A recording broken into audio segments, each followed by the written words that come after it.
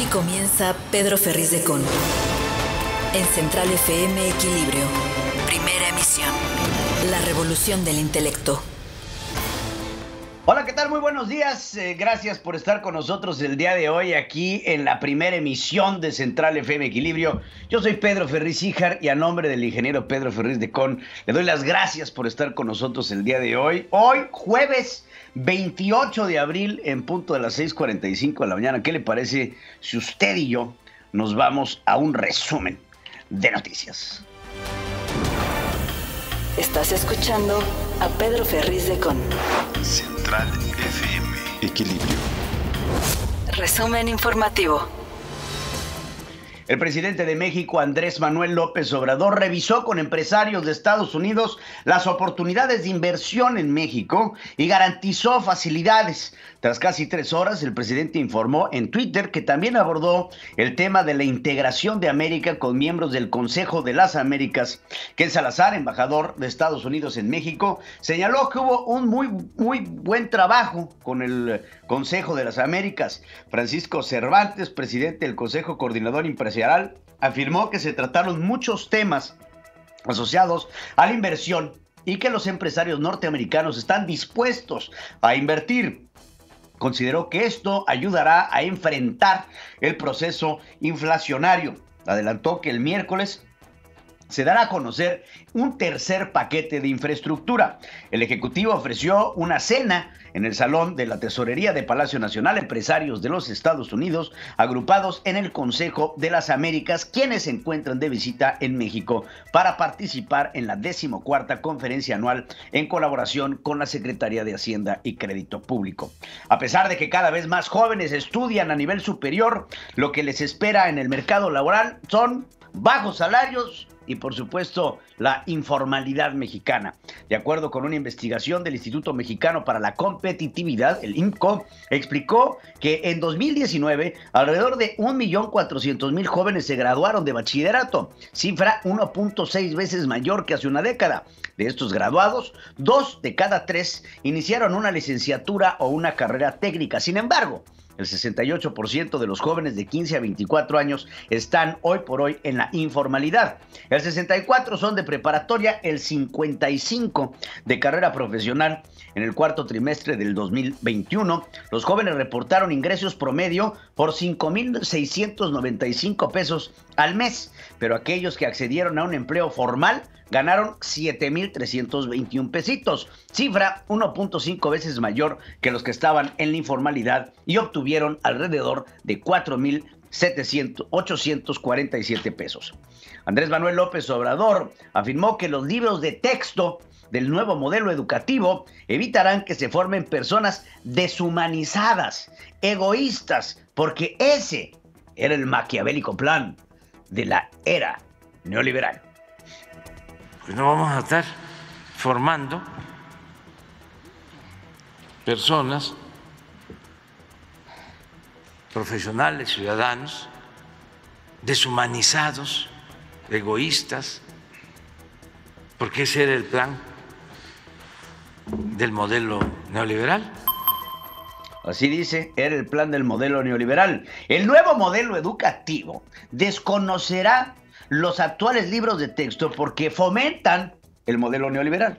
Eliminará exámenes de evaluación internacional, porque pues imagínense compararnos con países que sí estudian, y alineará los objetivos a los propósitos de la cuarta transformación. Esto que les acabo de decir se llama adoctrinamiento social y es profundamente peligroso, ya estaremos hablando de ello. Expertos en educación, académicos y organizaciones civiles reprobaron todos el propósito del nuevo modelo educativo impulsado por el gobierno federal.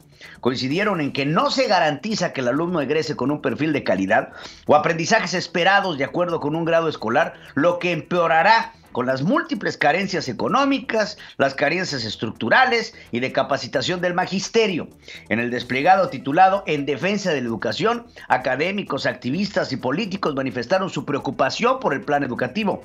Entre los firmantes, Diego Valadez, Claudio Lomnitz, José Woldenberg, María Marván, Francisco Barnés, Patricia Ganem, coordinadora de la investigación de educación con Rumbo, dijo que la propuesta tiene indicios ideológicos que formarían un perfil de estudiantes genérico con una visión local que se garantice el aprendizaje con estándares globales. Eso pues no se va a poder lograr porque pues no van a ser evaluados. Miembros de la Coordinadora Nacional de Trabajadores de la Educación, la CENTE de Michoacán, protestaron el miércoles para exigir la federalización de la nómina de plazas, pagos de bonos, salarios atrasados. El martes los maestros se declararon en paro otra vez de 24 horas. El Pleno de la Cámara de Diputados aprobó una reforma sobre libertad sindical a los maestros que favorece al Sindicato Nacional de Trabajadores de la Educación, el CENTE, y que generó división entre legisladores de Morena. Susana Prieto, diputada por Morena, votó en contra. Esto limita la lucha por la libertad de los derechos constitucionales de libertad sindical. Si nosotros lo reducimos a quien tiene la titularidad, el registro vigente y la toma de nota, estamos excluyendo a las coaliciones de trabajadores. Entre más efectiva sea la libertad y democratización sindical de los trabajadores en este país, muchos mejores salarios y condiciones de vida podrán obtener. El Sindicato Independiente Nacional de Trabajadores y Trabajadores de la Industria Automotriz y la empresa General Motors tendrán este jueves una audiencia en el Centro Federal de Conciliación y Registro Laboral para destrabar la negociación para la firma de un nuevo contrato colectivo de trabajo.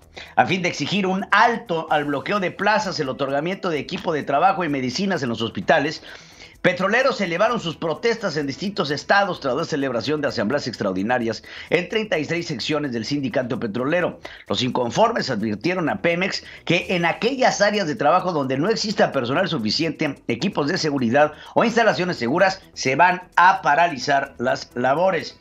La Comisión Federal de Electricidad, la CFE y el Sindicato Único de Trabajadores Electricistas de la República Mexicana firmaron un contrato colectivo de trabajo 22-24, o sea, del año 2022 al año 2024. Entre las modificaciones figura un aumento del 10 al 13% en las aportaciones que realiza la CFE a la cuenta individual de jubilación. También se estableció un aumento salarial del 3.5% y del 1.8% en prestación por vales de despensa. La ayuda para transporte aumentó 2.3%. El aguinaldo pasó de 63 a 64 los días de pago. Se anexó una cláusula sobre la modalidad de trabajo a distancia. Andrés Manuel López Obrador anunció que iniciará la convocatoria a las empresas que generan autoabasto de energía para el diálogo que encabezará Adán Augusto, secretario de Gobernación. Lo que procede, pues, es presentar denuncias. Pero antes de eso, queremos dialogar, buscar acuerdos con las 10, 20 grandes empresas generadoras y también con los consumidores. En lo que va del año, el Sistema Eléctrico Nacional registró un 23.3% más alertas operativas, lo que refleja mayor consumo, falta de inversión en infraestructura de transmisión y aumento de probabilidades de apagones, advirtieron expertos. Hasta ayer, el Centro Nacional de Control de Energía, la CENACE, emitió 576 estados operativos de alerta en 2022, 109 más que en el periodo comparable del 2021. El gobierno federal busca homologar el precio de la canasta básica a nivel nacional. Andrés Manuel López Obrador informó que se está negociando con productores, distribuidores y tiendas de autoservicio para emparejar el precio de 24 artículos para que la gente más humilde no padezca y tenga garantizado lo básico en un precio justo y al mismo tiempo ayudar a combatir la inflación. Abusados con este tipo de medidas del gobierno. De una canasta básica que se pueda comprar al mismo precio en la Ciudad de México o en Tijuana o en Valladolid o en Tapachula. Un precio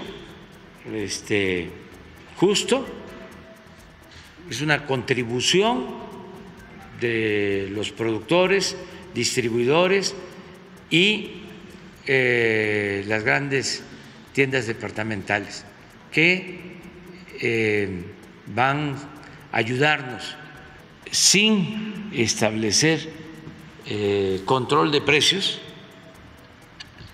Estamos llegando a un acuerdo con grandes productores de alimentos y con distribuidores. Bueno, pues el plan para controlar la inflación en el país que alista el gobierno federal podría ser positivo siempre que no busque un control de precios, que es justamente lo que está buscando. Hay dos cosas importantes en el control de precios. Lo que acaba de escuchar usted es un control de precios de la canasta básica, pero lo que sigue es el poner en los precios garantizados, que también anunció ayer el presidente de la República. ¿Qué cree? Un control de precios.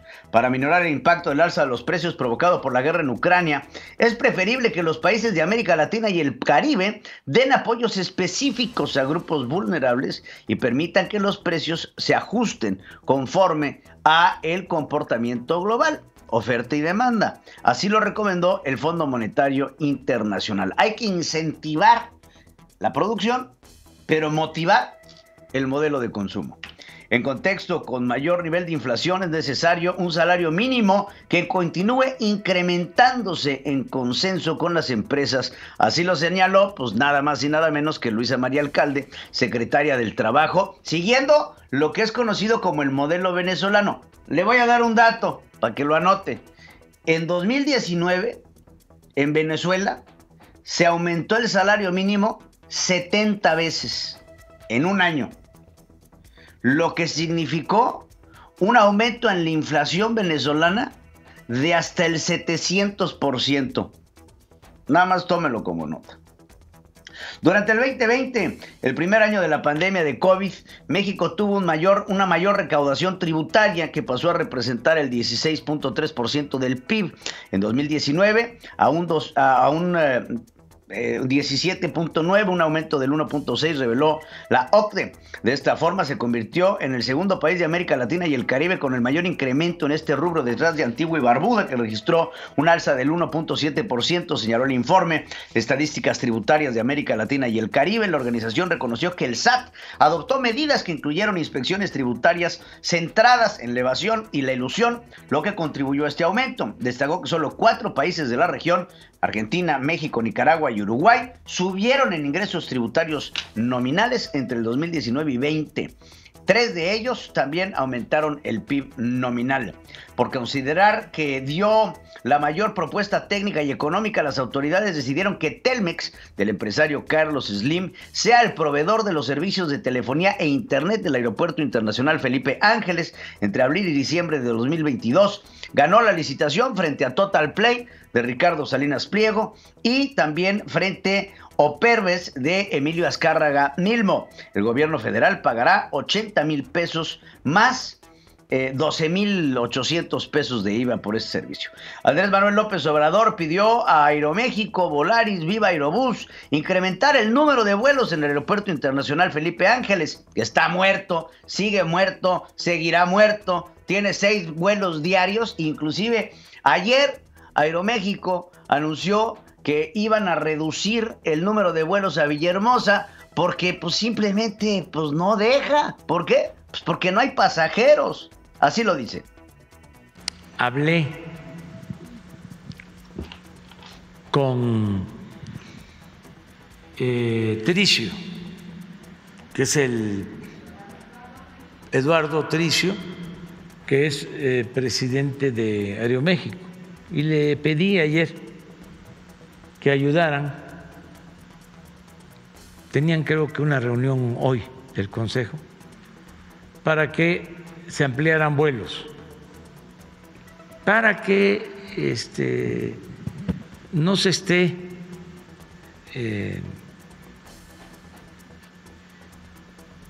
cuestionando, atacando por esto.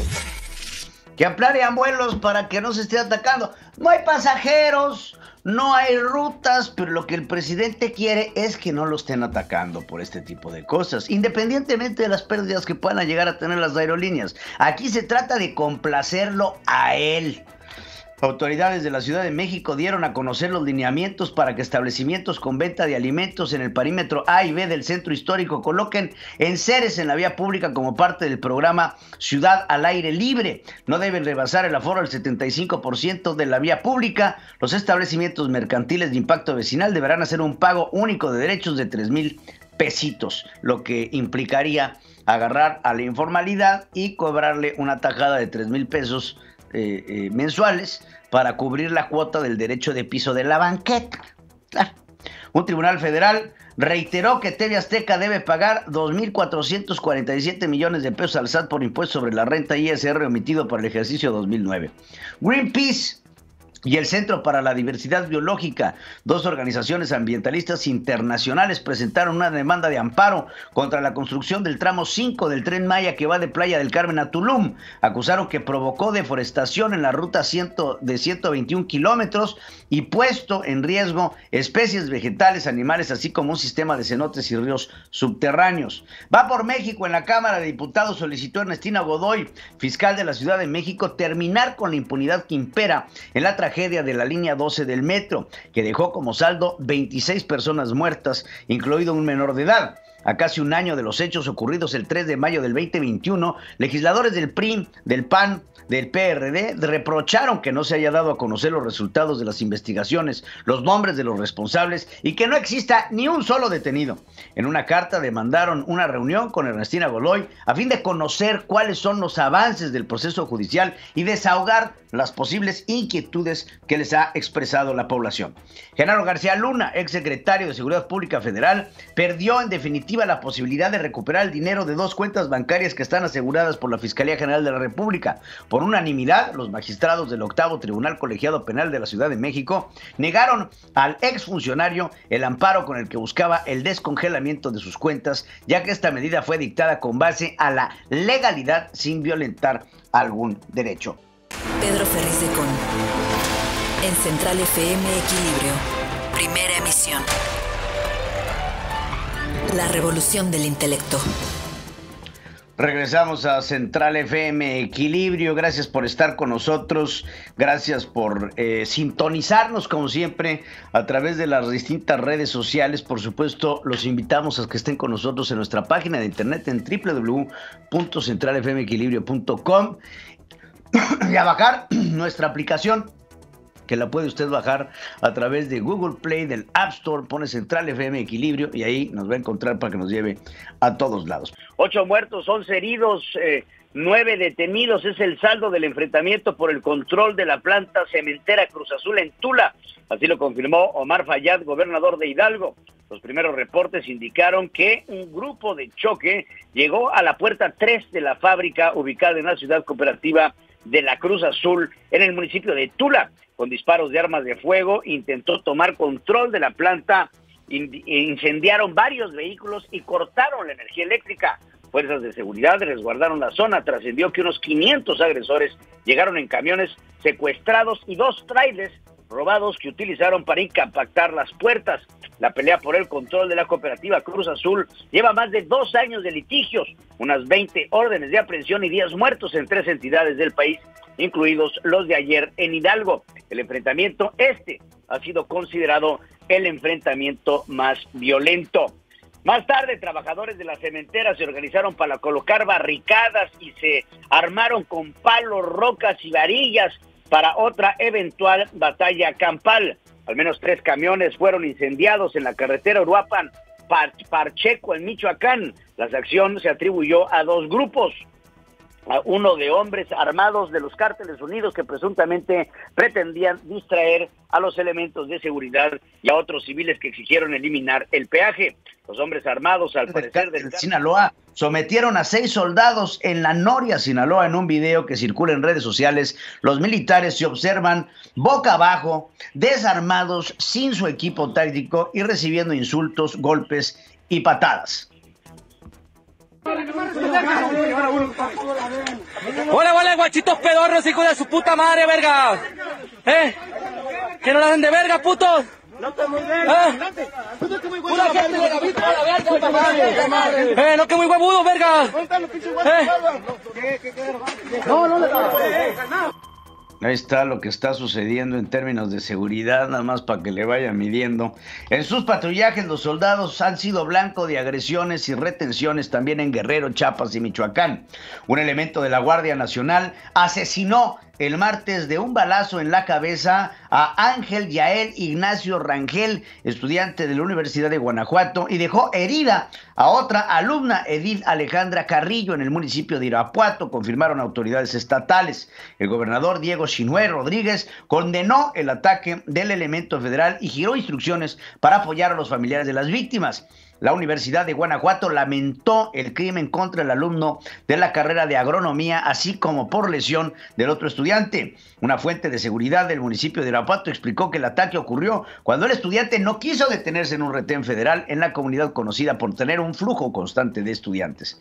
Al conocer avances en el caso de Devani Escobar, Gustavo Adolfo Guerrero, fiscal general de justicia de Nuevo León, informó que removió de sus cargos a dos personas, que removió a los fiscales especiales en personas desaparecidas y antisecuestros. Reiteró que la investigación sigue su curso y se colabora con la Secretaría de Seguridad Federal. El escolta que resguardaba a la saxofonista mixteca María Elena Ríos se retiró. Su nombre ya no se encuentra en el mecanismo de protección para personas defensoras de derechos humanos y periodistas. Ríos, quien considera que su vida está en peligro, compartió que se le comunicó que la medida obedeció a falta de recursos. Ella y su defensa exigieron a la Secretaría de Gobernación que reponga el beneficio. Imagínense ustedes, esta activista le retiran recursos porque no, lo retiran una escolta porque no hay recursos, y sin embargo a estos youtuberos de la Cuarta Transformación, como por ejemplo el señor Vicente Serrano, trae 8 escoltas del gobierno, pero a esta activista, para ella no hay dinero. ¿No se le hace verdaderamente increíble? Pero bueno. Autoridades del Estado de México informaron que fueron localizadas 2 menores de edad desaparecidas desde el lunes en Naucalpan, hecho por el que manifestantes realizaron un bloqueo de casi 12 horas. Falta determinar si fueron víctimas de algún delito. El 72% de los casos de abuso sexual infantil ocurren en el hogar, reveló el último informe del Consejo Ciudadano para la Seguridad y Justicia de la Ciudad de México con motivo del Día del Niño. Salvador Guerrero Chiprés, presidente del Consejo, dijo que los de 10 agresores, 7 son familiares. Sobre todo, pues, más o menos ronda entre los tíos, entre los primos, el padrastro, a veces el papá, el abuelo o el hermano. En este orden, así más o menos son los abusos, y en el 14.9% un conocido de la familia, con base a reportes recibidos. A 15 años del inicio del programa de interrupción legal del embarazo, profesionales de la salud y representantes de organizaciones sociales en la Ciudad de México urgieron a que se apruebe su aplicación en entidades que hace falta. En Nuevo León, médicos del IMSS realizaron el primer trasplante de un donador positivo de COVID para salvar la vida de un menor de 12. El pronóstico de vida de Sofía no rebasaba 72 horas si no recibía un hígado nuevo. El Consejo General del INE determinó que Samuel García, gobernador de Nuevo León, sí es responsable de la triangulación ilegal de recursos de empresas familiares a su campaña. Le impuso una sanción de 448,100 pesos, la multa máxima para un candidato. En el dictamen aprobado se indicó que el entonces candidato del Movimiento Ciudadano a la gubernatura es responsable solidario por la triangulación que realizó su familia por 14.2 millones de pesos. Ese dinero fue entregado a su mamá y 2 hermanos al partido, pero que provenía de empresas de las que su familia es socia, por lo que en los hechos la aportación fue de compañías, lo que está prohibido. En julio se aplicó una multa de 28 millones de pesos a Movimiento Ciudadano. Olak Sharma, presidente de la Conferencia Nacional de Unidas sobre el Cambio Climático, de la COP26, urgió a México a aumentar su objetivo de reducción de emisiones para esta década, así como para establecer la meta alcanzada de las 0 emisiones para el 2050. Hasta ahora, el único país del G20 que carece de tal ambición es México.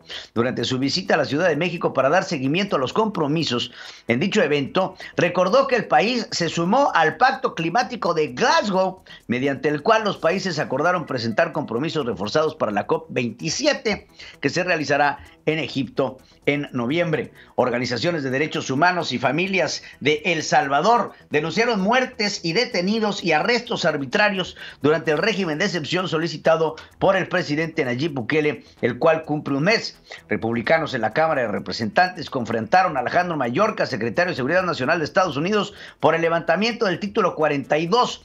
Pidieron su renuncia, presagiaron un juicio político si el partido toma el control del Congreso este año. John Cawthon, representante de Nueva York, expuso que la afluencia de inmigrantes será tanta que los agentes fronterizos perderán el control operativo. Alejandro Mayorkas reviró que la norma es de salud pública, no una política de migración. Agregó que se heredó un sistema migratorio roto del gobierno del presidente Donald Trump. Rusia advirtió que no podría detener los envíos de gas natural Rusia advirtió que podría detener los envíos de gas natural a otros clientes de la Unión Europea si se niegan a pagar en rublos después de suspender el suministro a Polonia, Bulgaria. Dmitry Peskov, vocero del Kremlin, argumentó que esto se debe a que países occidentales congelaron los bienes rusos en divisas duras. Sostuvo que fueron robadas en una acción hostil sin precedentes tras la invasión a Ucrania. Líderes de Polonia y Bulgaria acusaron a Moscú de utilizar el gas como un chantaje luego de que Gazprom anunció el corte del suministro. El gigante energético ruso justificó que no recibió pago de Polonia y Bulgaria desde el 1 de abril. Los precios futuros del gas natural en Europa subieron 23% al abrir negociaciones el miércoles tras la suspensión de Polonia y Bulgaria. Vladimir Putin, presidente de Rusia, aseguró al Parlamento que los objetivos de la operación militar en Donbass y Ucrania serán alcanzados. Igor Konashenkov, vocero del ejército ruso, informó que con misiles crucero lanzados desde el mar, sus fuerzas alcanzaron un cargamento de armas occidentales entregadas a Ucrania. Detalló que estaban almacenadas en los terrenos de una planta de aluminio. Los bombardeos se produjeron al día siguiente de la reunión de Estados Unidos y sus aliados en Alemania. Oleksiy Reznikov, ministro de Defensa de Ucrania, afirmó que prevé semanas extremadamente difíciles en la guerra con Rusia, ya que se aprestan a lanzar una ofensiva de gran envergadura. Volodymyr Zelensky, presidente de Ucrania, enumeró 6 prioridades para conversaciones de paz con Rusia, informó al servicio de prensa oficial. Figuran acabar con la guerra, garantías de seguridad, soberanía, restauración de la integridad territorial, garantías reales y protección para el país. La ONU informó que su oficina humanitaria movilizará a un experimentado grupo conformado por personas de distintas partes del mundo para coordinar una compleja evacuación de misiles de la planta siderúrgica situada en Mariupol. Trabajará con el Comité Internacional de Cruz Roja, esto tras un acuerdo entre Antonio Guterres, secretario general de Naciones Unidas, y Vladimir Putin, presidente de Rusia. Habla Farhad, portavoz adjunto de la ONU. Ultimately, what we want is to make sure that that a ceasefire would be respected, that would allow us to move people safely. Últimamente lo que nos importa es que un cese al fuego sea garantizado para poder transportar a las personas de forma pacífica, así lo dice el portavoz de la ONU. Emmanuel Macron, recién reelecto presidente de Francia, fue agredido al parecer con tomates rojos que no lo alcanzaron gracias al aviso de un ciudadano y a otro que lo cubrió con un paraguas y la reacción de sus guardaespaldas. Macron visitó un mercado de la clase obrera para cumplir su promesa de campaña de unir al país tras una contienda electoral difícil. Vean nada más el intento de tomatazo.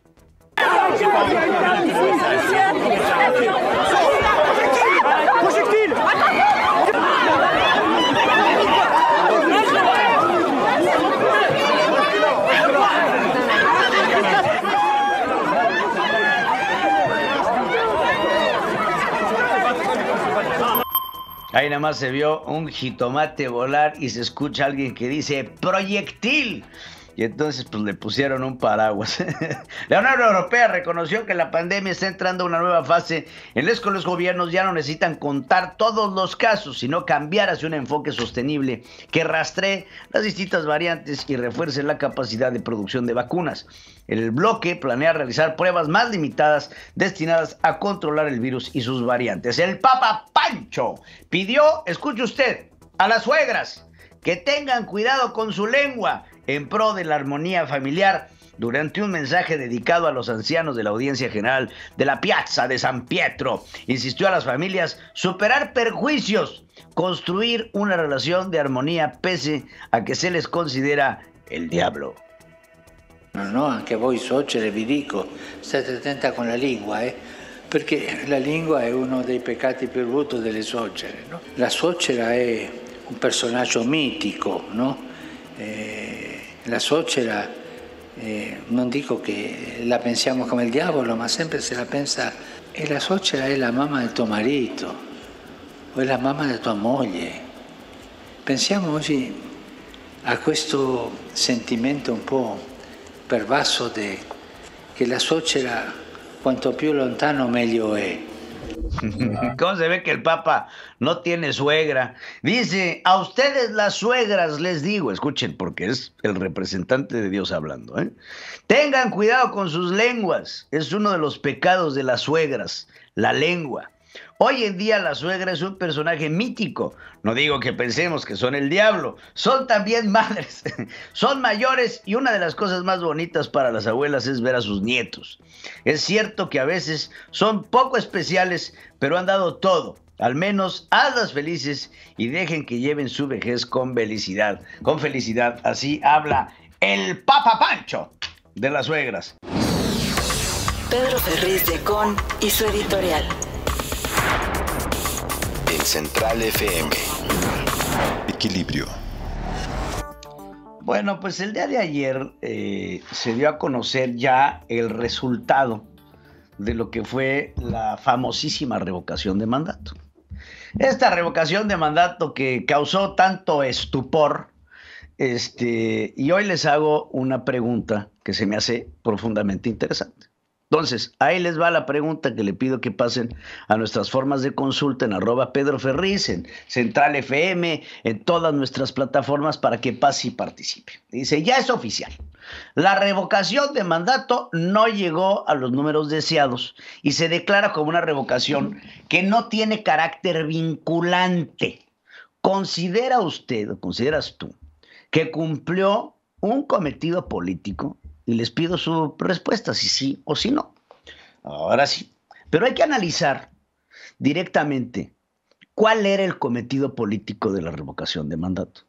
Porque yo les puedo casi asegurar que la idea de la revocación de mandato, sabían en Morena que no iba a llegar a los números vinculantes. Era, pues francamente, virtualmente imposible que llegara a los números que requería para poder ser una consulta vinculante. Pero esto no quiere decir que no haya cumplido con un cometido político. ¿Cuál era el cometido político de Andrés Manuel López Obrador?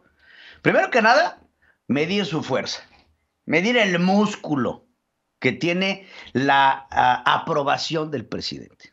Si algo ha sido reiterante Andrés Manuel López Obrador en su discurso político de todas las mañanas, es que no hay persona más popular que él, ni Jesucristo en la época de los romanos. ¿Por qué? Porque es el presidente que tiene el segundo número de aprobación más importante del mundo, seguido del presidente de la India. Eso es lo que dicen las encuestas que presenta el presidente Andrés Manuel López Obrador. Cada vez que tiene una oportunidad, se pinta como el hombre del pueblo, como el hombre que tiene el apoyo del pueblo, con sus frases del pueblo pone y el pueblo quita, y que la revocación de mandato le tenía que dar al presidente de la República un nuevo sentido de aprobación nacional. Aunque no llegó a números vinculantes, sí nos demostró, políticamente hablando, cuál es el músculo de acarreo que tiene el partido político del presidente. Querámoslo ver o no lo queramos ver. El presidente logra atraer una N cantidad de votos, de los cuales sale con un nivel de aprobación de arriba del 90%. O sea, si en las encuestas el presidente dice que tiene una aprobación nacional del 70%, en la revocación del mandato, en estas personas que llevaron, forzaron, acarrearon, convencieron para participar, tuvo una aprobación del 90%. Lo que para él, pues, chance no fue vinculante ante la ley, pero sí fue un boost a su egoísmo, a su propio narcisismo, porque pues al final de cuentas, pues eso fue lo que fue. Una encuesta en la que se gastaron recursos, en las que se invirtió una enorme cantidad de dinero, no solamente para su elaboración, pero para su promoción por parte del Instituto Nacional Electoral, pero principalmente por parte de su partido político y por parte del propio speech del presidente, que todos los días salía a recordarnos lo malo que era el instituto político, lo malo que era el árbitro electoral, los terribles que eran Ciro Murayama y Lorenzo Córdoba, y la profunda necesidad que tiene el país de reformar su sistema electoral. Entonces, ¿qué deriva de la revocación de mandato? La conclusión de que Andrés Manuel López Obrador tiene una aprobación importante dentro de sus bases, palomita. La constante de que se necesita una reforma electoral, palomita, que va a ser pasada por el Congreso. Y por supuesto, la necesidad de acabar con el Instituto Nacional Electoral y promover un nuevo instituto que vaya de acuerdo a sus necesidades. Entonces, si me pregunta usted a mí si cumplió su objetivo político, pues yo creo que sí. Yo creo que para efectos de Andrés Manuel López Obrador y principalmente de sus bases y principalmente de sus seguidores y de todos los que lo alaban, cumplió su cometido político. Porque de ahí ha derivado una serie de acciones alternas, como por ejemplo la ley de la industria eléctrica, en donde ahora son tildados de traidores a la patria los que votaron en contra del presidente. Todo es producto de una retórica en donde Andrés Manuel López Obrador tiene la aprobación y tiene el apoyo del pueblo. Y ese apoyo del pueblo le da ahora a su partido político la autoridad, y entre comillas moral, para poder salir a señalar, a denostar y acusar a todos aquellos que no estén con él como traidores a la patria. Entonces, ¿sirvió la revocación de mandato? No. Legalmente no resultó ser vinculante, pero políticamente hablando, le sirvió al presidente de la República para impulsar a su movimiento. Andrés Manuel López Obrador y Morena saben una cosa. Saben que se van a tener que enfrentar a unas elecciones presidenciales dentro de menos de lo que canta un gallo. El tiempo pasa rápido y la administración de Andrés Manuel López Obrador va a llegar a su fin. Pero cuando llegue a ese ocaso, cuando llegue ese momento en el que se va a tener que presentar a Simba, al ungido, al que será el próximo presidente de México en base a los cánones no democráticos que estamos teniendo cada día más acentuados, vamos a tener un conflicto interno dentro de Morena. Se van a empezar a jalar los pelos y a arañar las caras, van a empezar las patadas y los apretones, van a empezar las cantadas de victoria antes de tiempo, los grupos de choque, va a empezar un conflicto interno de ese partido político porque es su naturaleza. Son revoltosos y estos revoltosos se van a empezar a pegar entre ellos. Aquí el dicho de perro no come perro y entre gitanos no se leen las manos no sirve. Lo vamos a empezar a ver cada vez más marcado.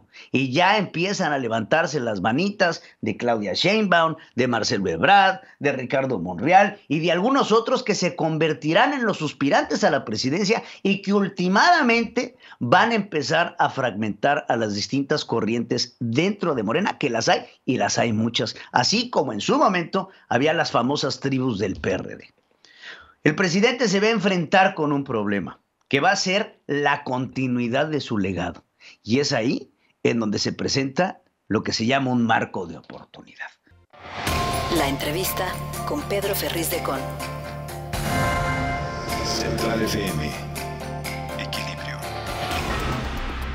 Muchas gracias por continuar con nosotros aquí en Central FM Equilibrio. Y bueno, tema, porque lo vamos a tener que estar tocando y es una realidad que cada vez está siendo más visible, más tangente.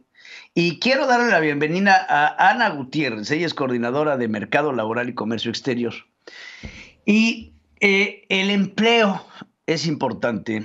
Con la nueva cantidad de jóvenes que están entrando al mercado laboral, cada vez más competido, cada vez más necesario, ante la precariedad de un crecimiento, ante la precariedad de nuevas ofertas laborales, de salarios dignos, que nos llevan a la informalidad. Y todo esto es un tema muy importante. Yana, te agradezco muchísimo por estar con nosotros.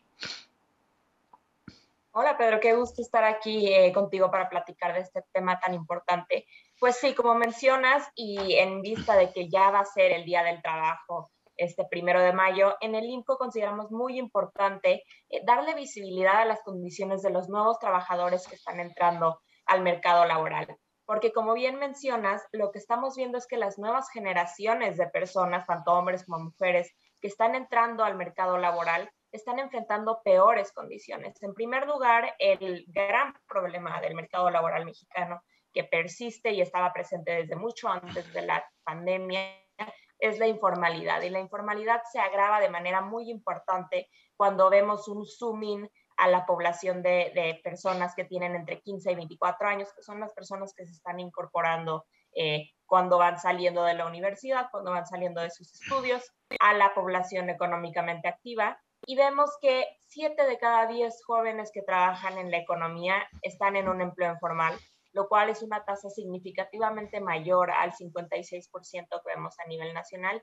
Y esa es una nada más de las condiciones que nos muestran una insuficiencia del mercado laboral que no está atendiendo las necesidades de los jóvenes, no está proporcionando suficiente trabajo para la gente de esa edad. El desempleo es mucho mayor en jóvenes, es de 7.2% en jóvenes, mientras que a nivel nacional es de menos de la mitad. Y la brecha laboral, medida como la manera en que no aprovechamos la fuerza potencial de jóvenes, el desperdicio de potenciales trabajadores, también es mayor cuando disminuimos la edad, cuando contemplamos a las personas jóvenes que se están uniendo al mercado laboral, ya que alrededor de 30% de las personas que podrían estar trabajando y podrían estar aportando económicamente a la economía mexicana de esa edad no están teniendo suficiente empleo, mientras que el nivel nacional pues, es menor, ¿no? Es de 24%. Entonces, todas estas cosas nos muestran un panorama pues preocupante para las generaciones de trabajadores nuevos, que se puede mitigar, y este es el mensaje positivo que damos para no dar puras noticias que suenen malas. Se mejora cuando estudias una carrera. Entonces, al estudiar una carrera, la proporción de informalidad que enfrentan los jóvenes es mucho menor, ya baja a 55%, el desempleo también es menor y los ingresos son significativamente mayores, ¿no? Entonces, esto es una herramienta que la economía mexicana y los jóvenes mexicanos pueden usar para enfrentar y conseguir trabajos de mejor calidad, tener una mayor suficiencia en el empleo, tener empleo más certero con cumplimiento de derechos laborales. Y es algo pues que consideramos es un mensaje importante ahora que estamos por llegar al Día del Trabajo. Claro, por supuesto. Ahora, algo que me preocuparía también, Ana, es que en base a los números de crecimiento económico, nuestros niveles de contracción, que no hemos tenido un nivel de crecimiento, vamos, desde que inició el presidente López Obrador a la fecha, por más que se alegue un crecimiento económico después de una contracción del 8% dentro del primer año de la pandemia, pero ya una contracción prepandemia, también tenemos que alegar que la creación de trabajo se ve disminuida y tienes un flujo de jóvenes que están saliendo de grados primaria, secundaria, universidad, etcétera, etcétera, bachillerato, que buscan entrar a un mercado laboral que no tiene las suficientes plazas y que las plazas que tiene son altamente competitivas y que muchas de estas plazas altamente competitivas, escasas, aparte de todo, tienen salarios muy bajos. Entonces estamos entrando también en un problema en donde a veces estos jóvenes, al no conseguir estos trabajos, están entrando al área de la informalidad para recibir chance un salario menor, pero exento de impuestos. Sí, en efecto. Y el tema aquí que mencionas bien es que ya hemos tenido cierto nivel de recuperación económico, pero no hemos logrado alcanzar, al menos en términos de PIB, la cifra que teníamos antes de la pandemia. Ahora, y esto pero se eso ve es muy reflejado importante.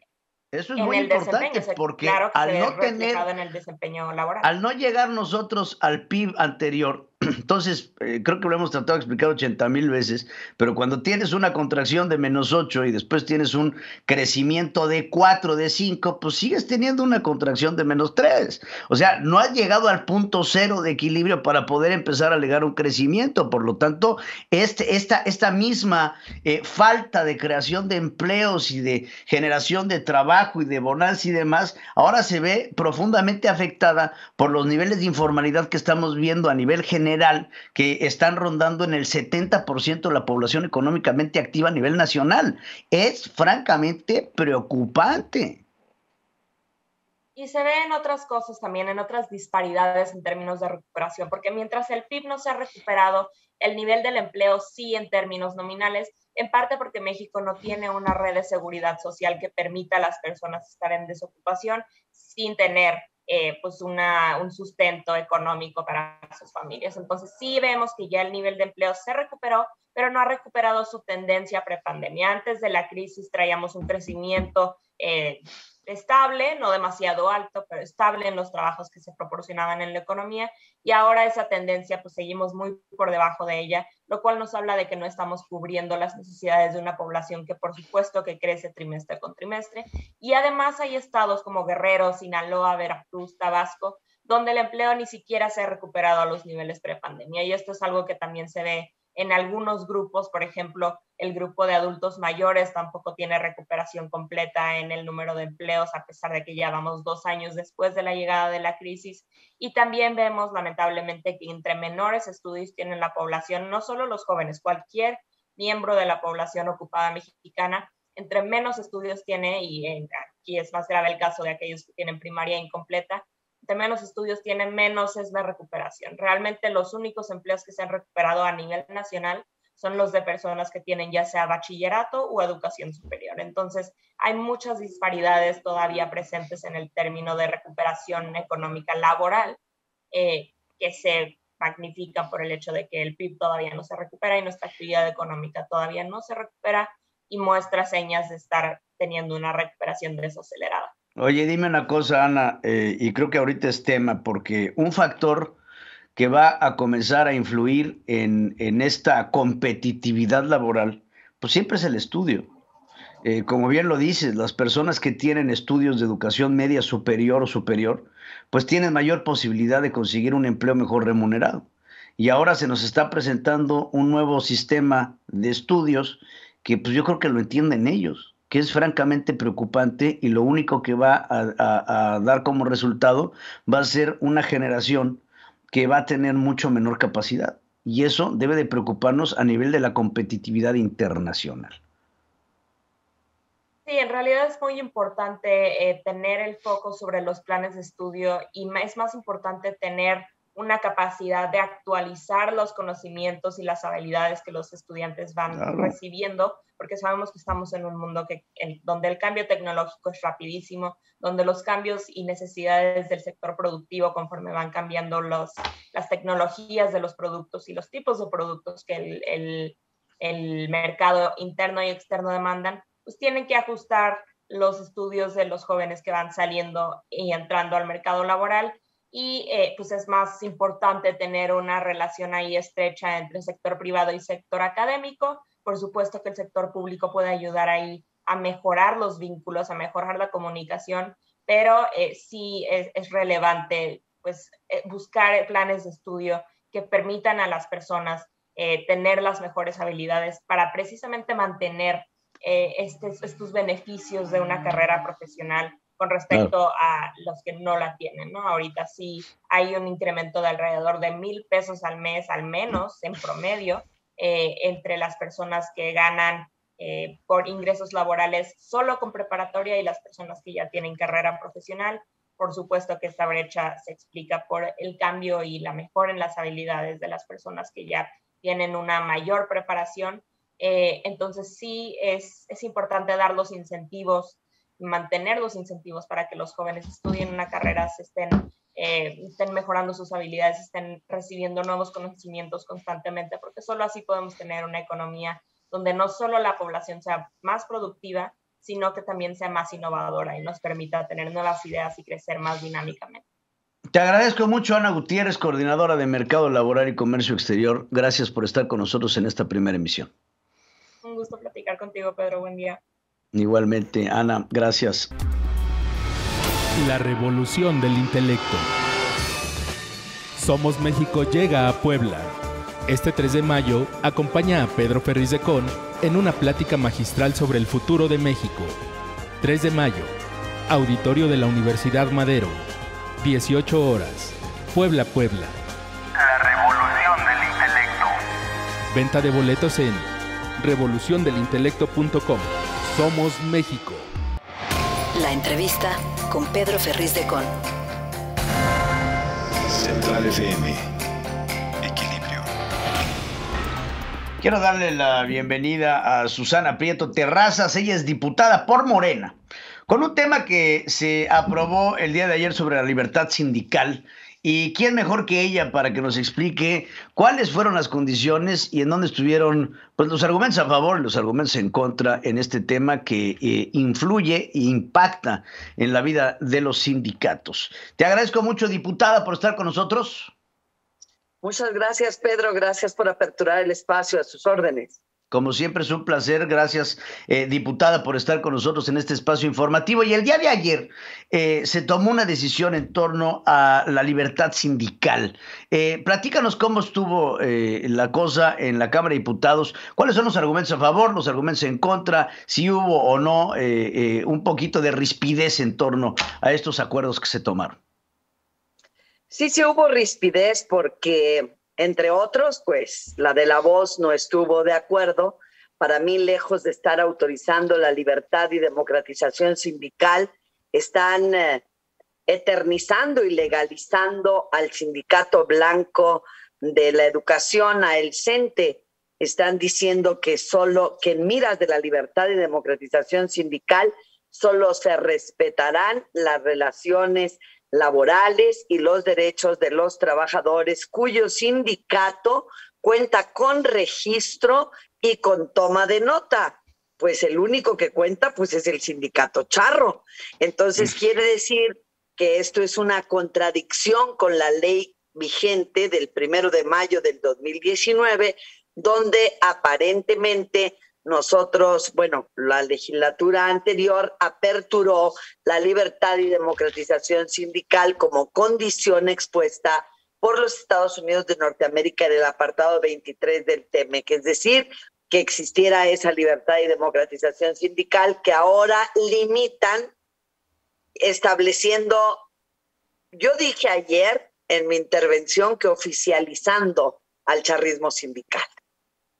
Pues es muy peligroso, aparte de todo, el fortalecer estos sindicatos que acaban siendo sindicatos de Estado, porque acaban siendo sindicatos. Sabemos cuál es la trayectoria del sindicato de maestros que encabezó el Ester Gordillo durante muchísimos años. Y y cuál ha sido su vinculación con el poder como un motivo de movimiento político, ¿no? Y que son utilizados más que para representar a los empleados, más que para representar a los trabajadores, para las movilizaciones políticas que son necesarias por medio de estos sindicatos. Y lo vemos esto replicado en muchos otros sindicatos que tienen la venia del Estado y la preferencia del mismo, inhibiendo así lo que acabas de mencionar, la democratización de la representación sindical.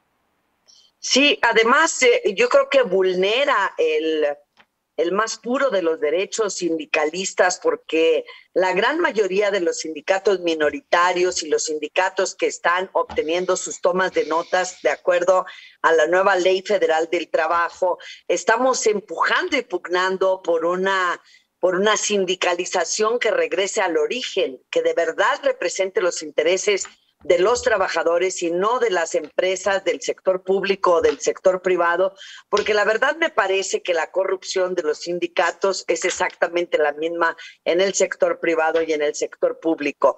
Nosotros estamos apelando a una nueva cultura laboral, a que los nuevos sindicatos no quieran solamente dejar que deje de ser su líder el que ya está establecido ahí, afianzado al sindicato durante años para que llegue otro a hacer lo mismo, a hacer corrupciones, a trabajar para las empresas y no para los intereses de los trabajadores, que no consiga aumentos salariales ni mejores condiciones de vida. Entonces, yo creo que es un retroceso, como lo señalé ayer en tribuna, el hecho de que alguien, no sé quién, todavía no lo he descubierto, que alguien esté poniéndose un traje a la medida, utilizando la Cámara de Diputados.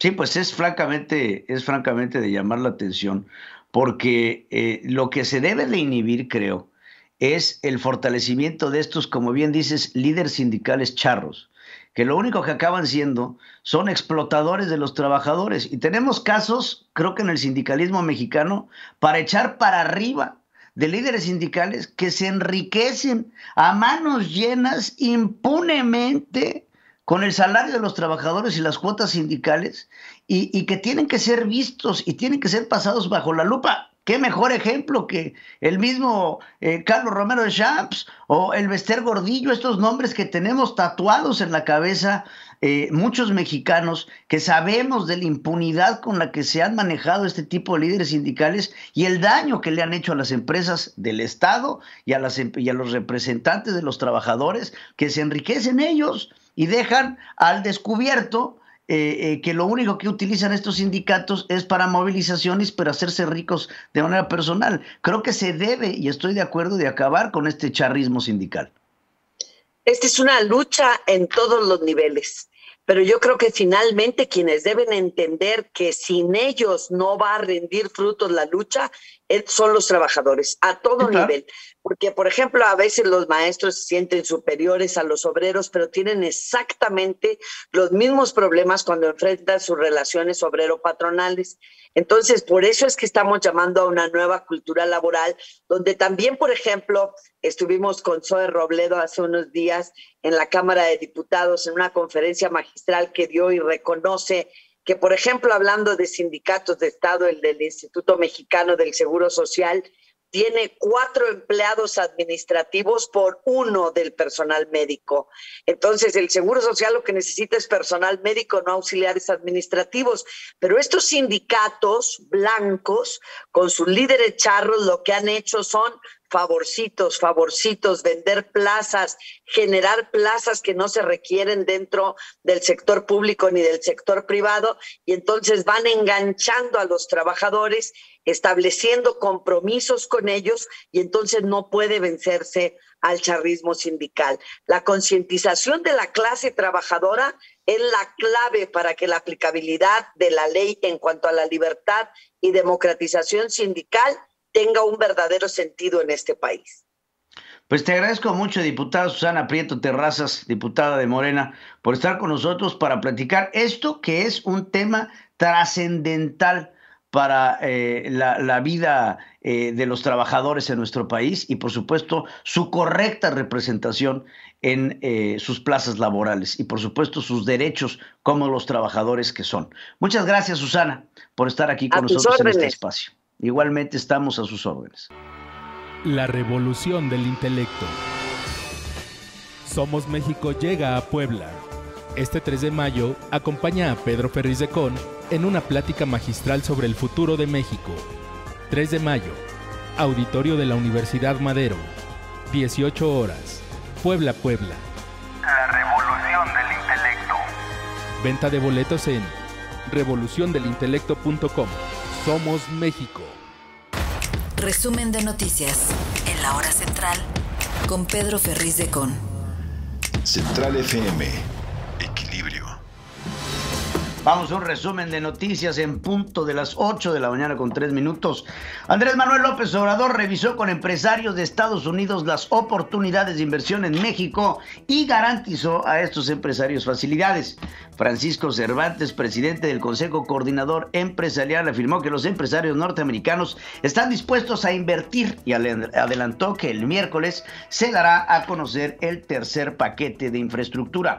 A pesar de que cada vez más jóvenes estudian a nivel superior superior, lo que les espera en el mercado laboral son bajos salarios e informalidad, de acuerdo al Instituto Mexicano de la Competitividad. Andrés Manuel López Obrador afirmó que los libros de texto del nuevo modelo educativo evitarán que se formen personas deshumanizadas y egoístas. Expertos en educación, académicos y organizaciones civiles reprobaron los propósitos del modelo educativo impulsado por el gobierno federal. La CENTE de Michoacán protestó para exigir la federalización de nómina, plazas, pagos de bonos y salarios atrasados. La Cámara de Diputados aprobó una reforma sobre libertad sindical de los maestros que favorece al CENTE y genera división dentro de Morena. Para exigir un alto al bloqueo de plazas y otorgamiento de equipo de trabajo y medicinas Petróleos Mexicanos y sus trabajadores elevaron sus protestas en distintos estados.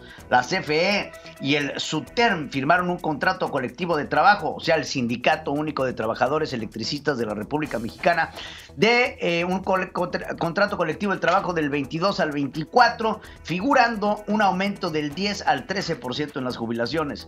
Andrés Manuel López Obrador anunció que iniciará la convocatoria a las empresas que generan autoabasto de energía para el diálogo que va a encabezar con la Secretaría de Gobernación. En lo que va del año, el CEN registró un 23.3% más alertas operativas que refleja una falta de inversión y aumento en probabilidades de apagones, advirtieron expertos. La homologación de la canasta básica, que emparejará el precio a 24 artículos, busca que los más humildes no padezcan, según Andrés Manuel López Obrador. El plan para controlar la inflación en el país que alista el gobierno podría ser positivo siempre que no busque el control de precios, que es exactamente lo que está buscando, así lo señalaron expertos.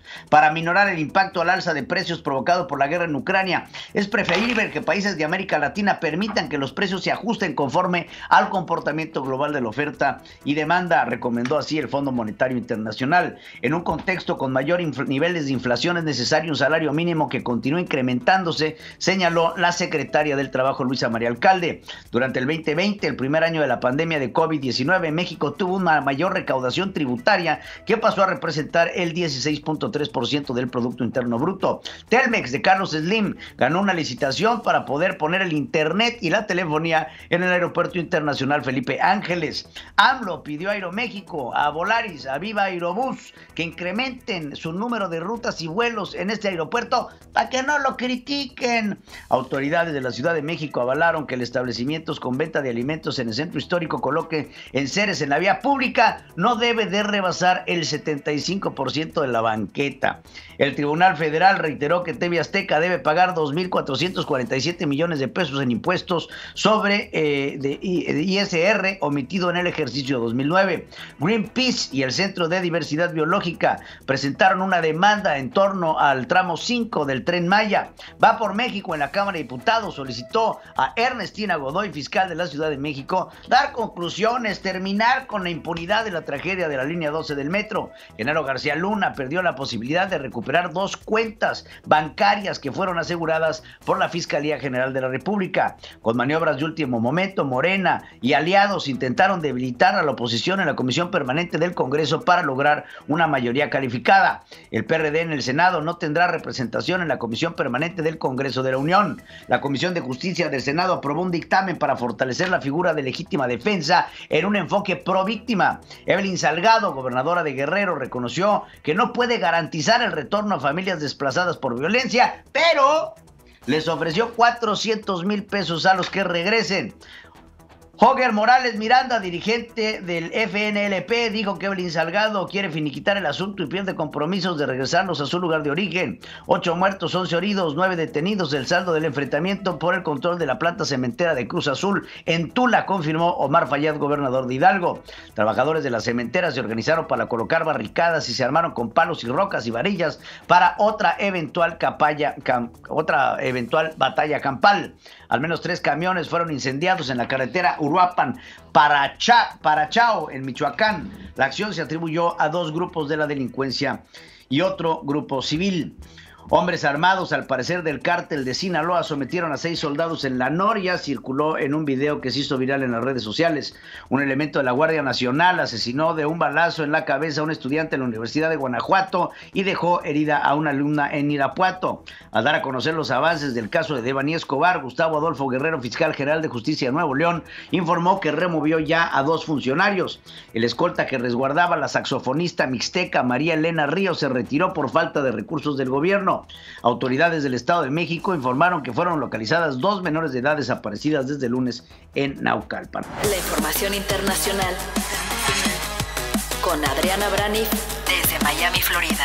Central FM. Equilibrio. Mi queridísima Adriana Braniff, te saludo con el gusto de absolutamente todos los días con información internacional. Adriana, ¿cómo estás? Muy bien, feliz, ya casi viernes, es juevesito, con muchísima información, como siempre, y con muchísimo gusto de platicarla contigo, Pedro. Y pues malas noticias de entrada, pues sí, quería yo empezar con esa declaración de Vladimir Putin, cuando amenaza con bombardear países que interfieran con la invasión a Ucrania. Así la puso Vladimir Putin. Tengo el insert, si quieres, está en ruso, por supuesto, pero pues más o menos eso es lo que dice. Mira, te lo voy a poner.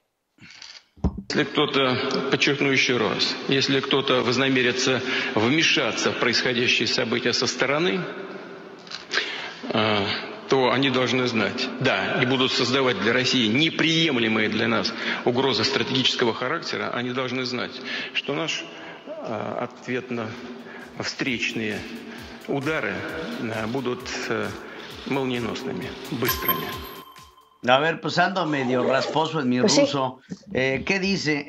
No para de amenazar, y eso está diciendo que va a amenazar o que va a bombardear cualquier país que interfiera con lo que se está realizando en Ucrania, y dice que sería con ataques relámpago. Esto lo dice en el Consejo de Parlamentarios ahí en San Petersburgo, eso es lo que dice, y hay que acordarnos, Pedro, algo que platicábamos tú y yo hace unos días, cuando él presumía este misil transatlántico supersónico que se llama, ve qué nombrecito, Satanás, y que tiene una capacidad de 18,000 kilómetros de alcance, una velocidad de 26,000 kilómetros por hora y que es 3,000 veces más potente que la bomba de Hiroshima. Sí, es increíble. Me acuerdo cuando presentaron ese misil, ha de haber sido hace como 3 años. Presentaron ese misil Satanás.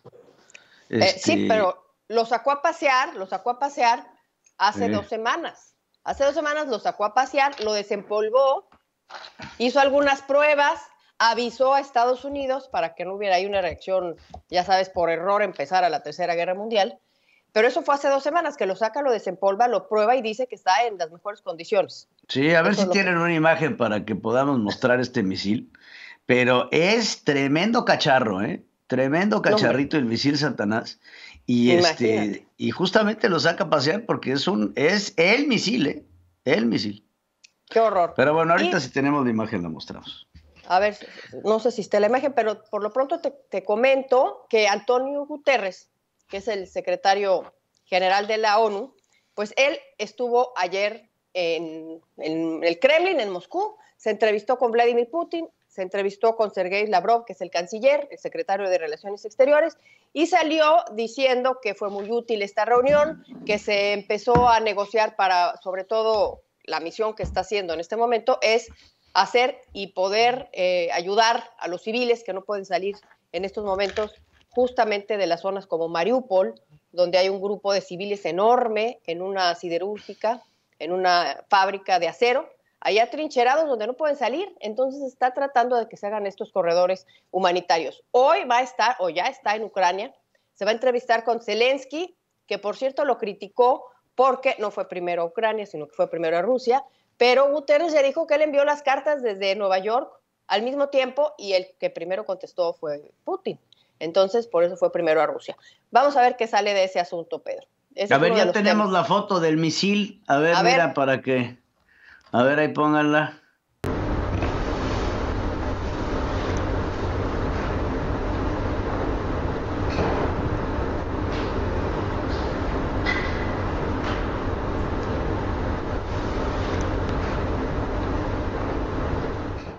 Уважаемые товарищи, я поздравляю вас с успешным пуском межконтинентальной баллистической ракеты «Сармат». Ahí está. Ahí está, el juguetito. ¿Cómo ¿El la juguetito ves? Oye, no para Ay, de Dios amenazar. mío, ya pues, se va a acabar el mundo. O sea, pues ¿para qué? Ya. O sea, qué cosa, mano. Porque estamos regresando a lo que fueron las amenazas de la Guerra Fría, Adriana. Es increíble, ¿no? La guerra de los misiles. Oye, pero también de este lado del charco, pues suceden cosas.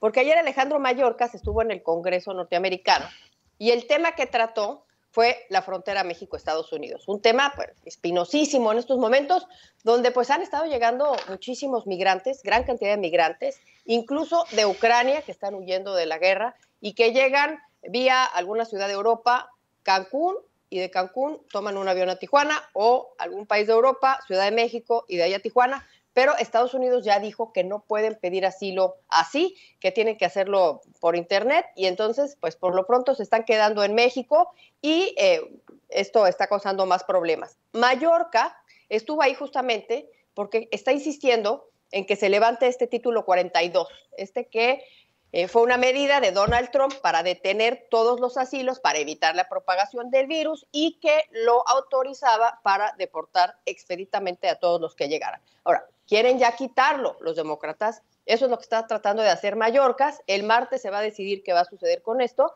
pero las peticiones de Mayorkas en el Congreso ayer fueron importantes. Pide aumentar más personal de seguridad en la frontera, aumentar la capacidad de detención con instalaciones temporales y remoción acelerada, o sea, deportación rápida a los que no califiquen para asilo. Todo esto pues para prepararse ante lo inevitable, que es esta ola de migrantes. Y ahora yo te pongo esto sobre la mesa.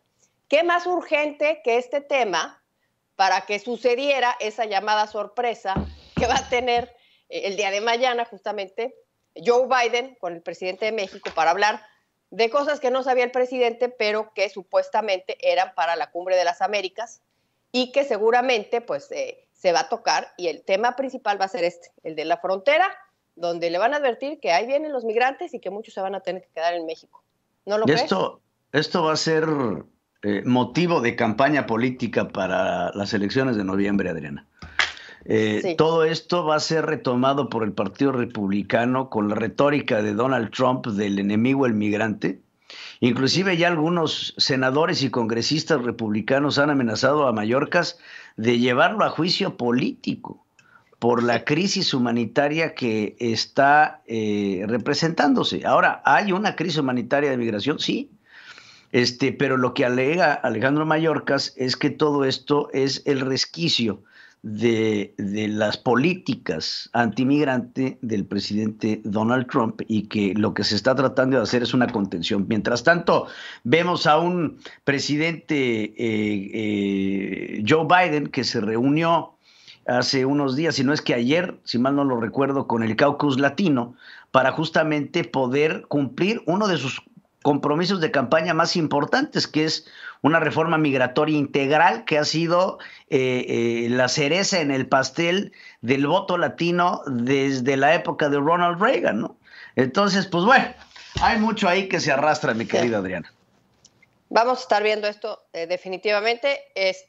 La migración es un elemento de mensaje político, por supuesto.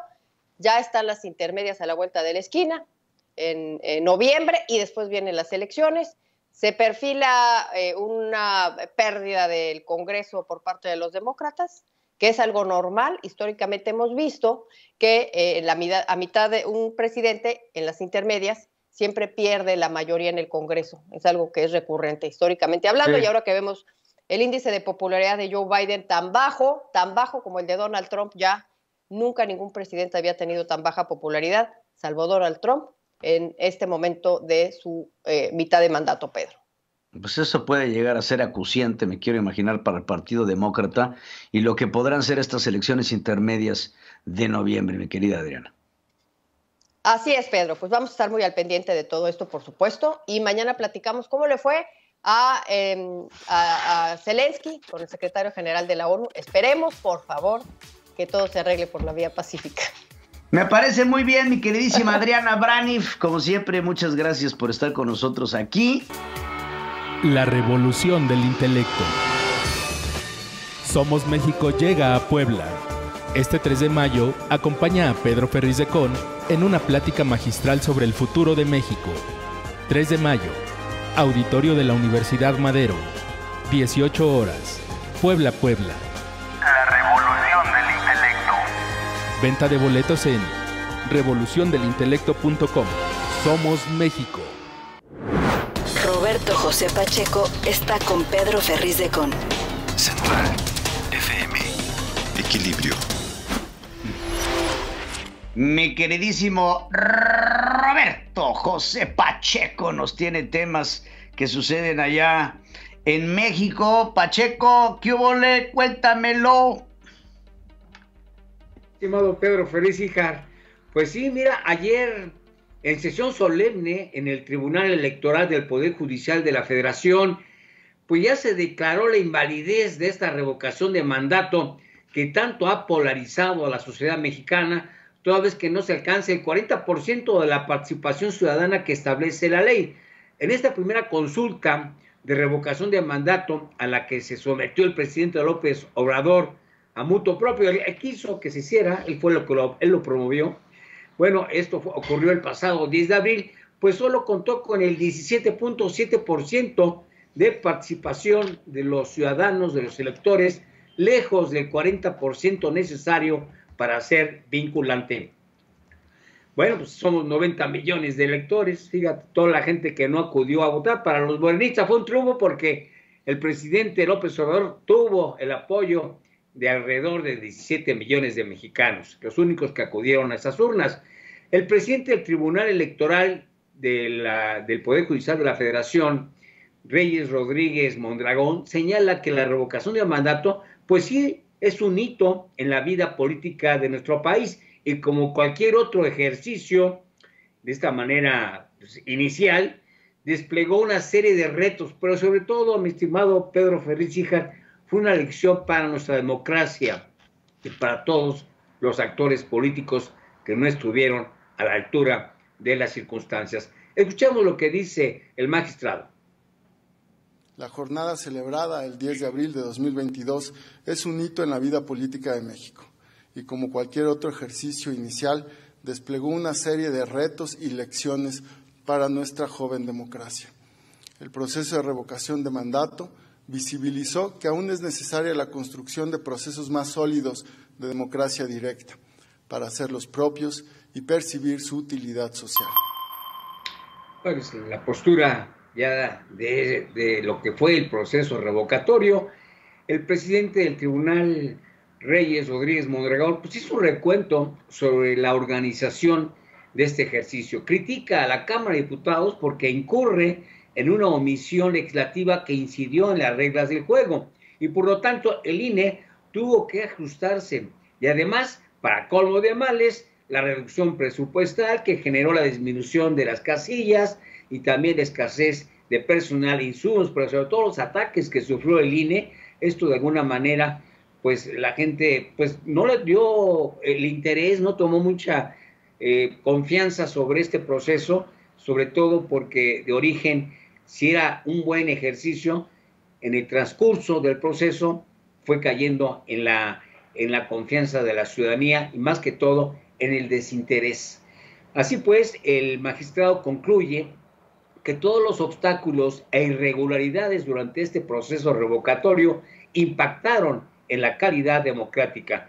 En esta sesión solemne estuvieron presentes los titulares de Gobernación, Adán Augusto López, el ministro de la Suprema Corte de Justicia de la Nación, Arturo Saldívar, el consejero presidente del INE, Lorenzo Córdoba Vianello, y representantes de los partidos políticos. Bueno, esto será algo para la historia, pero también una lección para todos los que de alguna manera participaron, porque si era un buen propósito, a final de cuentas, creo que el proceso en la organización fue un verdadero viacrucis para nuestra democracia. Ya en el ámbito legislativo, mi estimado Pedro Ferriz Híjar, había una propuesta para derogar en este periodo ordinario de sesiones que ya está agonizando el horario de verano en nuestro país. El presidente de la Junta de Coordinación Política, Rubén Moreira, informó que ya no se va a discutir en este periodo de sesiones. El motivo, según argumenta Moreira, es que la Cámara de Diputados solicitó informes a la Comisión Federal de Electricidad, a las Secretarías de Hacienda y de Energía, informes técnicos, si realmente es benéfico o no quitarlo este horario de verano, que ya llevamos 20 años, estamos ya, nuestro organismo creo que ya está acostumbrado a estos cambios de usos horarios.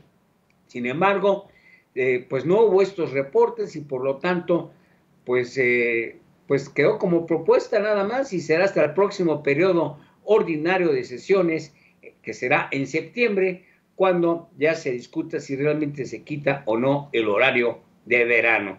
Bueno, esa fue una tarea que queda pendiente ahí en el tintero legislativo. Y ya durante la sesión, ya de las últimas que se están llevando a cabo en el Senado, se aprobó una minuta que se aprobó en la Cámara de Diputados, se aprueba por unanimidad con 17 votos a favor, la reforma que busca hacer frente a la crisis de personas desaparecidas, fosas clandestinas, feminicidios y violencia, que hasta ahora reporta casi 100,000 desaparecidos, 52,000 cadáveres sin identificar en todo el país. Así pues, ya son las últimas sesiones, se están aprobando, se puede decir que al vapor, se eliminan todos los trámites legislativos y esta legislatura, este periodo de sesiones quedará marcado importante por todo lo que hemos vivido, y aquí lo estuvimos en este espacio, mi estimado Pedro Ferriz Híjar, narrando y analizando junto con tu papá y contigo mismo las incidencias de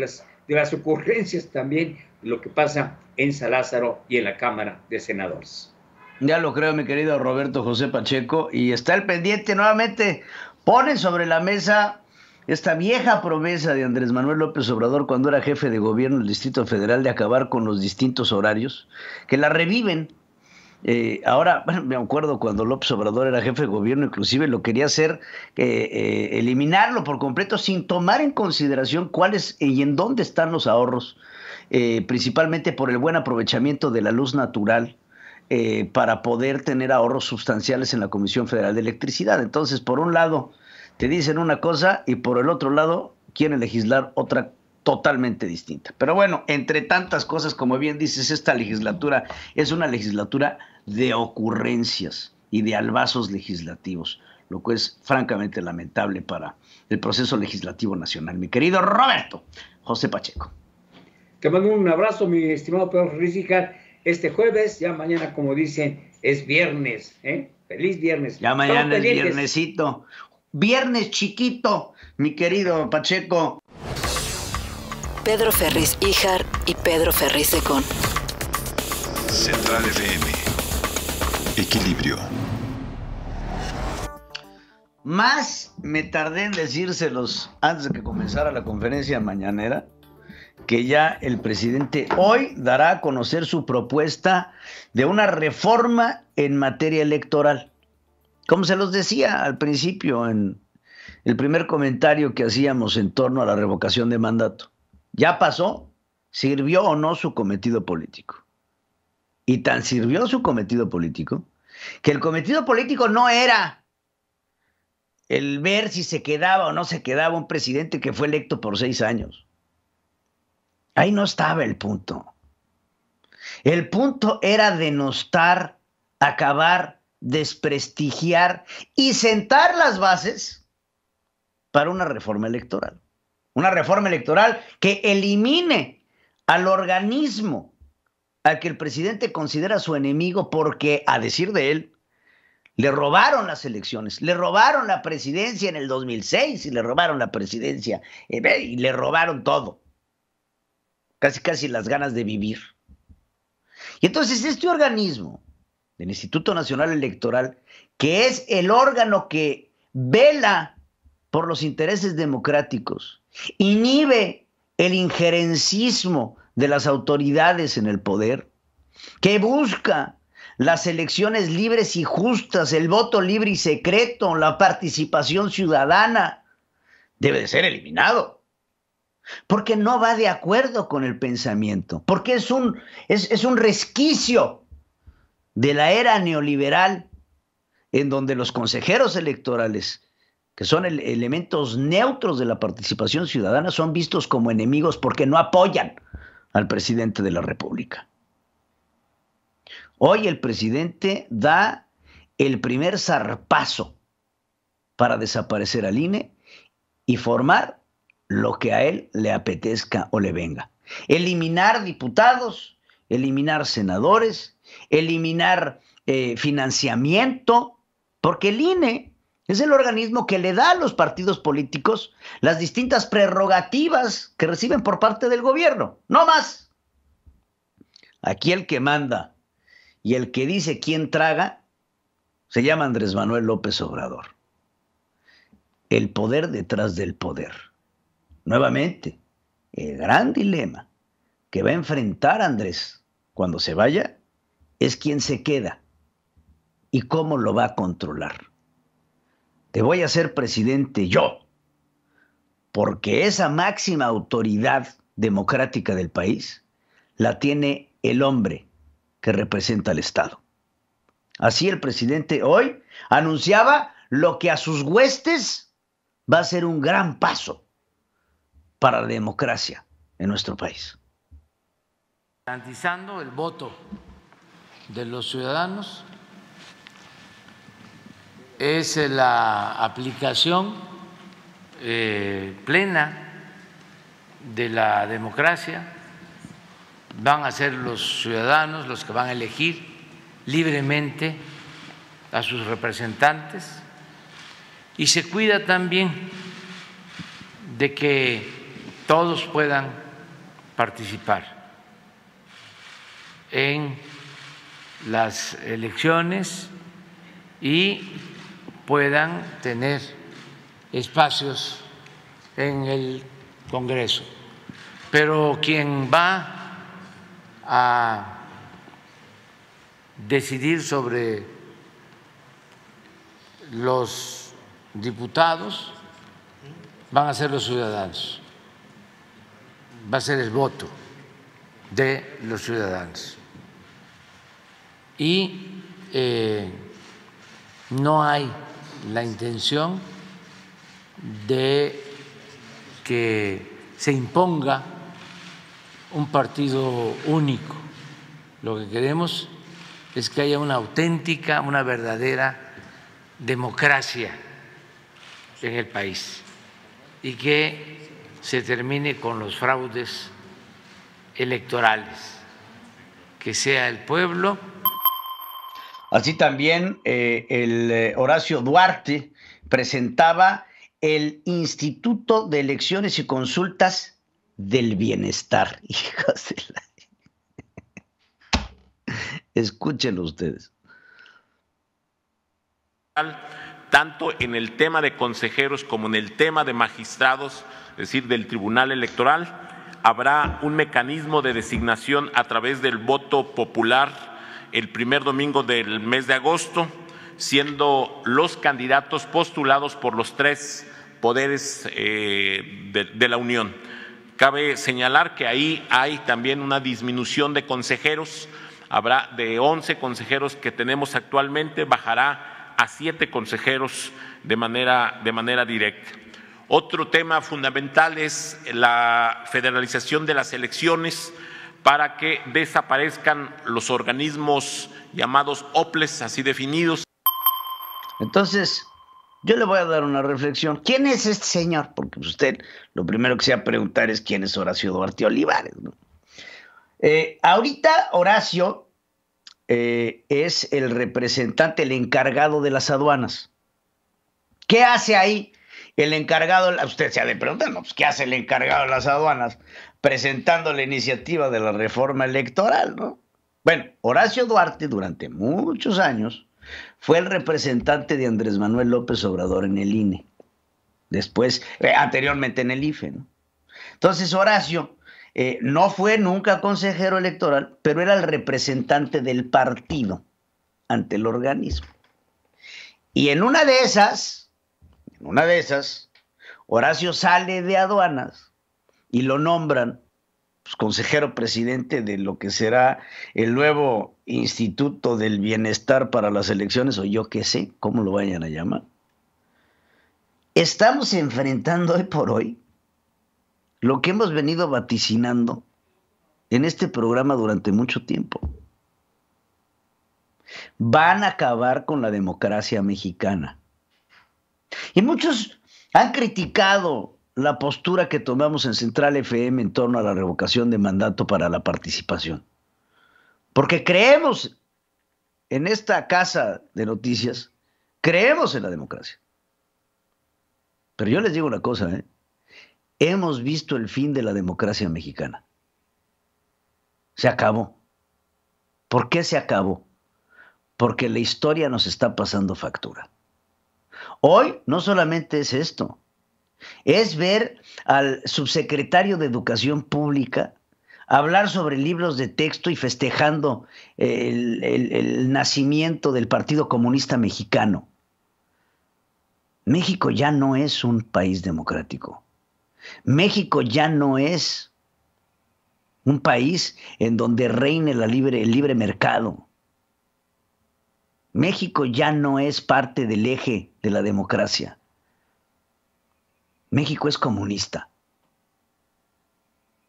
México hoy, con Andrés Manuel López Obrador, ha cambiado de tendencia, ha cambiado de ideología. Y todos los que los pusieron a estos zánganos en el poder, hoy se deben de dar de topes en la cabeza al haberle abierto la puerta de la historia al comunismo en nuestro país. Eso es la cuarta transformación. Una transformación para mal. Central Dynamics en Central FM. Equilibrio. Quiero dar paso aquí en Central Dynamics a mi querido Enrique Ruiz del Río, al que saludo con mucho gusto. Enrique, adelante. ¿Qué tal, Pedro? Me da mucho gusto saludarte. Muy buenos días. Fíjate que el día de hoy vamos a platicar de los diferentes tipos de servicios que maneja Central Dynamics para todo nuestro público, y tenemos que hacer una pausa y hacer una nota aclaratoria de que nosotros, número uno, no somos consultores de negocios. Central Dynamics es un espacio que es patrocinado por diferentes proveedores de servicios en Estados Unidos, en Canadá y en Europa, que son en realidad los consultores de negocios que tienen las licencias, los permisos, los conocimientos y las credenciales suficientes para brindar los servicios que promocionamos en este espacio. Estos patrocinadores han sido escrupulosamente seleccionados, ya que deben de tener las credenciales suficientes y evidentemente el reconocimiento del mercado domésticamente, ya sea en Texas, en Estados Unidos, en Canadá o en España, y lo tenemos dividido en varios servicios que agrupan muchos servicios que están enfocados principalmente para aquellas personas que quieren invertir en esos países o que quieren emigrar a esos países de manera legal. Vamos a empezar por el primero. Tenemos un despacho, se llama Murra Anquila, es un despacho corporativo de abogados que se encargan de todos los trámites, gestiones, due diligences para poder adquirir una propiedad o adquirir un negocio en Estados Unidos a través de muchas prácticas legales comunes. Ellos tienen una gran reputación y son ampliamente reconocidos en el mercado, y esa es nuestra primera recomendación para que cuando una empresa o una persona quiere incorporarse al mercado específicamente de Texas para comprar una propiedad o para comprar un negocio existente, se dirijan directamente a nuestra página de centraldynamics.info y busquen el despacho de Murra Anquila, que lo podemos recomendar ampliamente. Tenemos mucha experiencia ya de varios años trabajando con ellos y ya gratos testimoniales de muchos clientes de Central Dynamics.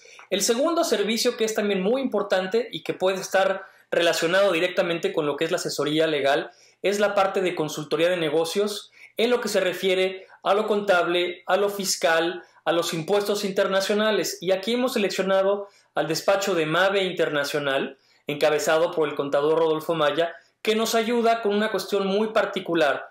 Hay que entender la cultura de negocios de Estados Unidos y hay que entender la cultura de negocios de México y las misceláneas fiscales, las reformas, todo lo que está vigente en este momento en ambos países, sobre todo cuando hay una relación y tienen que existir impuestos internacionales. Tenemos aquí una persona que habla perfectamente inglés, perfectamente español y que nos puede asesorar en todos los procesos lo que es bookkeeping, llevar los libros, la contabilidad, declaraciones de impuestos y también tomar la parte de un CFO virtual, que es muy importante que alguien nos lleve de la mano tomando decisiones de negocios. Para eso sirve el despacho de Mave Internacional. También una parte muy importante es cuando alguien quiere venir a vivir a Estados Unidos debe de conocer cómo se debe de adquirir un inmueble. Si quieres comprar una casa o un departamento, hay que dirigirnos con alguna persona que tenga licencia inmobiliaria certificada y que también nos pueda dar servicios de relocalización, que nos pueda explicar quién te puede dar un crédito hipotecario, qué es lo que más te conviene en términos de seguros, cómo se debe de adquirir una casa y te puede referenciar con los abogados o con los contadores que te pueden hacer una estructura correcta para la compra de una propiedad.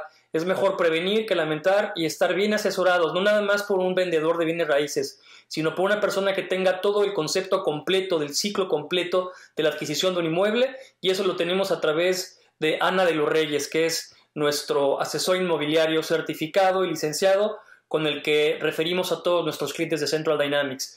El cuarto despacho es uno también que tiene mucha importancia y total relevancia para la gente que quiere emigrar legalmente a Estados Unidos. Se trata del despacho del abogado Luis Gess, que hace todo tipo de cuestiones relacionadas con servicios migratorios, ya sea visas de tipo de inversionista, nacionalización, naturalización, green cards, etcétera. También una excelente reputación, reconocido en el ámbito legal migratorio aquí en Estados Unidos, en la zona de Houston como uno de los más con mejores certificaciones y mejores resultados en los últimos años, es el despacho de Luis Gess. También tenemos para la gente que tiene que hacer un plan de negocios o un plan de marketing cuando se incorpora a un nuevo país, específicamente en el caso de Estados Unidos. También tenemos el caso de Ricardo Nakashima con la agencia DAP Agency, que se encarga de preparar planes de negocios para ayudar los procesos, para elaborar un plan de acción, un plan de negocios para presentarlo al gobierno de Estados Unidos, a sus servicios migratorios en el proceso de la visa, o para poder establecer un plan de negocios en la parte de marketing para negocios nuevos, para emprendedores que quieren llegar a trabajar directamente a Estados Unidos con todo perfectamente planeado y estructurado en términos de marketing y términos comerciales. También tenemos todo esto que acabamos de comentar en Estados Unidos, también lo tenemos en Europa con un aliado estratégico, de hecho el nombre de la compañía es Aliado Internacional, y aquí tenemos también la ventaja de que este despacho engloba la parte de adquisición de inmuebles, la parte de servicios migratorios, servicios corporativos, aperturas de cuentas bancarias, todo para poder acceder a Europa a través de la puerta de entrada. En este caso, el despacho de Aliado Internacional está basado en Madrid y también en centraldynamics.info pueden encontrar la información para contactar directamente a Aliado España por medio de nuestro web. Y también, para finalizar, tenemos asesores de bienes raíces en los que el vehículo de compra puede ser algo muy innovador como es el Bitcoin, que convierte activos intangibles en algo tan tangible como ladrillos, tierra, propiedades, y esto lo hacemos a través de una compañía que tiene un amplio portafolio de servicios en lo que es la península de Yucatán, principalmente en Cancún, la Riviera Maya, Tulum y Mérida. Se trata de iMéxico o iMéxico y también lo pueden encontrar en nuestro portal. Toda esta gama de servicios están a la disposición de nuestro público y esperamos que nos contacten y que cualquier duda que tengan nos la pongan en nuestro sitio web, y alguno de estos asesores y de sus equipos respectivos los estará contactando para poderles ayudar. Es muy importante que se entienda que nosotros en Central Dynamics y en Central FM no somos consultores, somos una compañía de radio y televisión y únicamente estamos siendo el enlace con los patrocinadores que proveen directamente estos servicios. Espero que esta explicación les sea de mucha utilidad a nuestro auditorio y te mando un abrazo, Pedro. Alejandro Reyes, los deportes. Central FM, equilibrio. Antes de irnos, vámonos con mi querido Alex Campos y los deportes. Te saludo, Alex Reyes, adelante. Hola, Pedro, muy buenos días. De manera rapidísima, los Pumas de la universidad dejaron escapar una ventaja de 2 goles y terminaron 2-2 ayer en el partido de ida de la final de la Conca Champions. Dineno, el argentino, puso los 2 tantos, de hecho, primero de penal, después de un gran remate también que le puso de cabeza y consiguió los 2 goles, pero en 15 minutos Seattle vía 2 penales, los 2 muy claros también, error de Pumas haberlos cometido ya en la recta final, y Nico Lodeiro Sigue los 2 tantos que pusieron el empate a 2. Ahora la vuelta en Estados Unidos, el panorama francamente se complica para los Pumas de la Universidad. En la Champions, Liverpool no tuvo muchos problemas para derrotar 2-0, a pesar de que el marcador no dice la gran diferencia que se dio en el terreno de juego. Los Reds fueron ampliamente superiores al Villarreal. Ahora el partido de vuelta en España, a ver si el cuadro, el famoso submarino amarillo, puede lograr algo. 2-0, entonces arriba el Liverpool. La próxima semana, martes en Villarreal y miércoles en Madrid, el Santiago Bernabéu recibirá al Real Madrid contra el Manchester City. Y bueno, Pedro, finalmente también destacar la NBA. El equipo de Warriors de Golden State, sin participación de Juan Toscano, avanza a la siguiente ronda, eliminan a los Nuggets de Denver, al igual que los campeones que están durísimos, los Bucks de Milwaukee, eliminan a los Toros de Chicago 4-1 en esta serie. Hay mucha actividad deportiva, Pedro, mañana la platicamos y que todos nuestros amigos estén muy pendientes de la baraja amplia de actividades y de diferentes deportes en México y a lo largo del mundo. Te mando un abrazo, buen jueves, Pedro.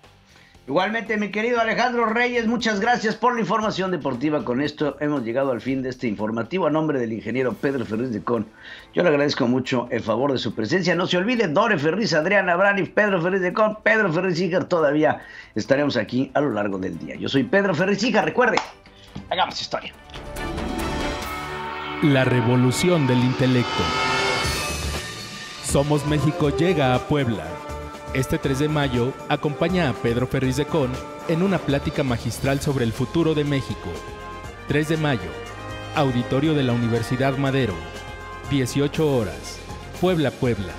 La revolución del intelecto. Venta de boletos en revoluciondelintelecto.com. Somos México. Hasta aquí presentamos a Pedro Ferriz de Con. En Central FM Equilibrio. Primera emisión. La revolución del intelecto.